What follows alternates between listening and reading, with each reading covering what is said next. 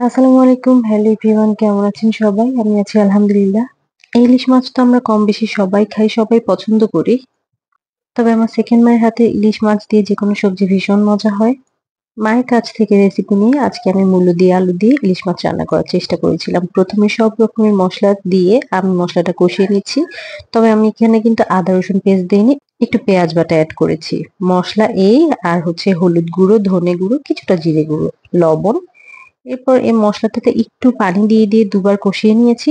এরপর এখানে আমি ইলিশ মাছগুলো কষতে দিয়ে দিয়েছি। মাছগুলো কিন্তু আমি ভাজিনি। আমি এভাবেই মাছগুলো কষাতে দিয়েছি। দুপাশ উল্টে-পাল্টে সুন্দর মতো কষানো হয়ে গেলে আমি এবার এখান থেকে মাছের পিসগুলো তুলে নেব।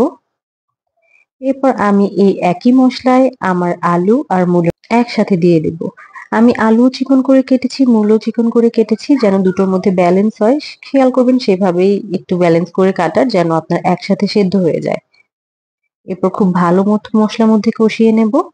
সুন্দর মতো কষানো হয়ে গেলে প্রায় 50-60% সেদ্ধ হয়ে গেলে এখানে এবার আমি গরম পানি এড করে দেব ঝোলের জন্য। যতটুকু ঝোল রাখতে চান সেই অনুযায়ী গরম পানি এড করবেন। কিছুক্ষণ পরে আমি এখানে আমার কষিয়ে রাখা মাছগুলো এড করে দিয়েছি।